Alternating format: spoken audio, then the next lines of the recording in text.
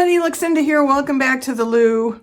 We are going to be doing some t-shirt bleaching and sublimation in this video. I have some t-shirts here. These are Gildan soft style. The reason these are so good is because they give you the perfect amount of polyester to cotton ratio for doing sublimation. And they come in a lot of different colors. I will link to this supplier below where I get these from. It's called Jiffy Shirts. There are other places that sell this same Gildan soft style shirt. I just happen to like Jiffy Shirts. You need to make sure you are picking one of the heather colors. So this is, I believe, heather purple. This is heather indigo. And the reason you want the heather ones is because those are the ones that have the 65% polyester to 35% cotton ratio. They have a lot of different colors. The other colors don't have the same polyester to cotton ratio, plus they don't bleach as well. These heathers really bleach very nicely down to white. These are the key, the heathers. Keep heather in mind. Shut up, Heather! We want heather. So I have a couple here, and we are going to bleach those. That's part of this video. I'm not very experienced at it yet. I've done a few. I've made a lot of mistakes. So I will try and show you my best ability. And I can link to another video below if you want to see somebody who's more skilled at it. And I wanted to show you a couple examples. There are some folks who think you can sublimate your design onto the t-shirt first, like here, and then bleach it, and your design will show up just as nicely as if you bleach it first and then sublimate onto it. And the reason sublimating onto it first would be preferable is you know exactly where the design is when you spray the bleach on. So we're going to try and figure that out today as well because, and this is what I want to show you, I have an example of each of those things. Same design, two different shirts called Heather Military, Heather Olive. So I put this graphic on here first and then I bleached it, and it's okay. It looks fine. You can read everything, you can see everything, but in this case, I took a Heather turquoise and I bleached it first, and then I sublimated that same design onto it. And I think you can see that this is just brighter. I didn't get as much of the white coming through, so maybe I didn't leave the bleach on long enough. But even so, the type here is much brighter. The graphics are clearer. This is much more washed out. So what we're doing today is we're going to take these two shirts and bleach them first. That's why I showed you this. In order to get around the problem of not exactly guessing right where you want your bleach spot, we are going to use markers to show us where the bleach should go. So let me get one of these set up here. I've been getting all my sticky sheets from Mr. Nola's Glitter in these beautiful cardboard mailers, which just happen to be a great size. So I'm just gonna stick this in here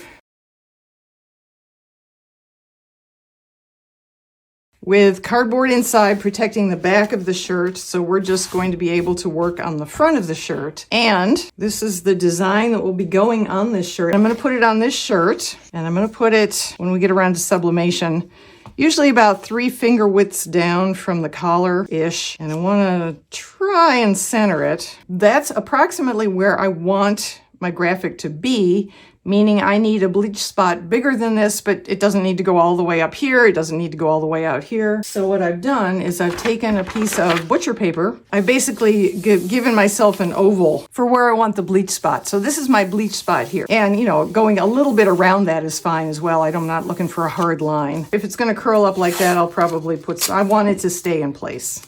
And then once we get the bleach sprayed all the way around the edges to show me where the oval is, I will take the paper off and I will spray bleach on the inside as well. And if it gets a little outside of that, that's okay.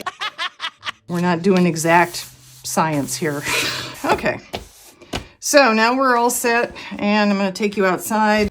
Basically what you're going to see me do is bleach around our bleach spot paper marker and then take the paper off and bleach the inside.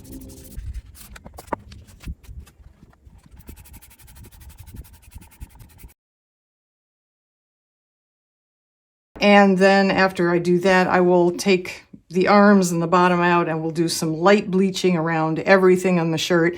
And eventually when that's bleached down to white the way I want, which could take a while, even though there's the sun out today, it's not very warm, it's not summer yet at all. So I'll wait until it looks white to me, and then I'll hit it up with some hydrogen peroxide spray that stops the bleach from bleaching it any farther. And then I'll turn the t-shirt over and we'll do just a little bit of light bleaching on the back. And then eventually I will throw both shirts into the wash and wash them cold water.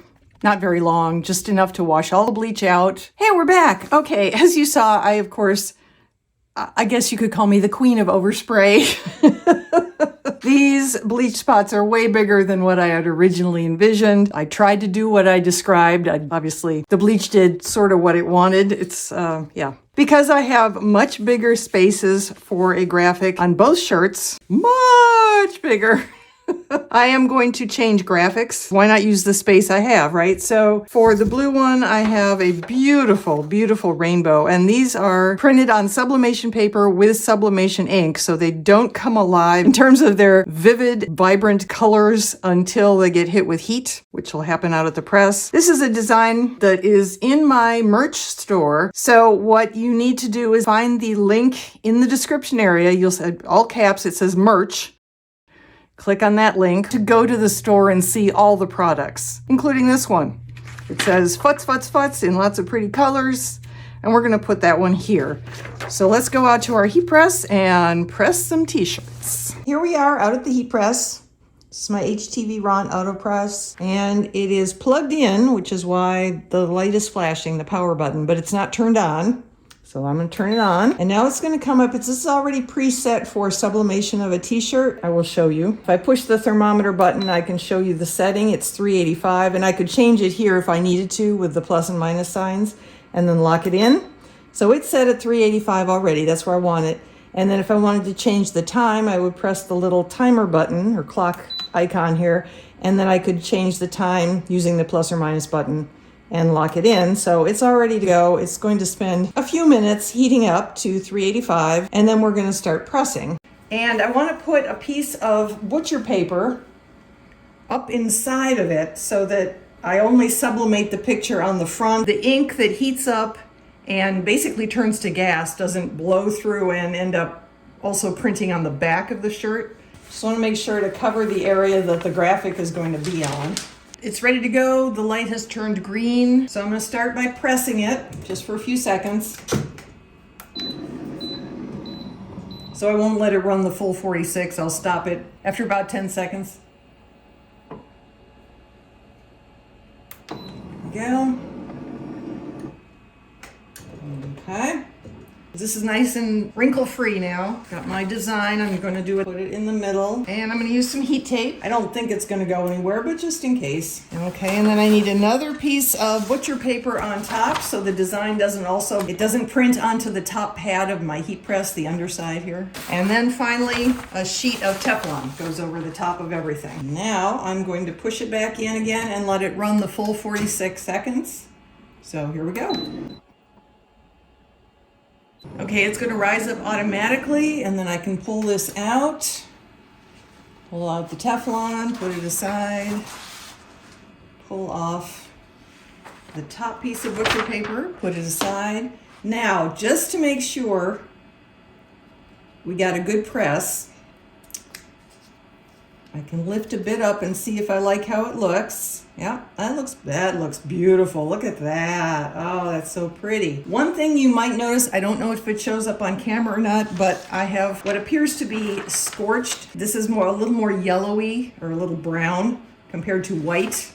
And that is because it does indeed scorch the 15 by 15 square inch area. It's that hot. I have it set, you're supposed to set it at 400 for sublimation with this paper, this sublimation paper I have. But when I do that, it just scorches even worse. So the answer to that, the trick is, it took me a while to find this online. It's a hidden secret. Take your hydrogen peroxide that you also use when you're bleaching the shirts to stop the bleaching action.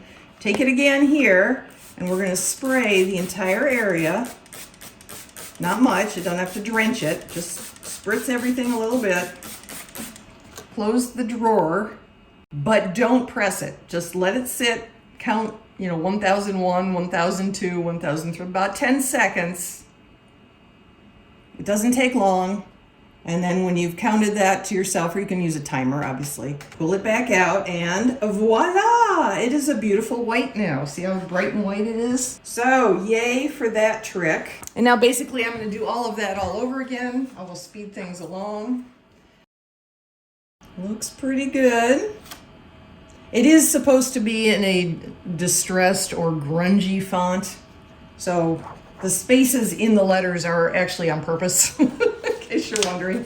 Okay, now we have to do the hydrogen peroxide thing again. So we will just do what we did before and slide the drawer back in, but not set it pressing. All nice and bright white again. Okay,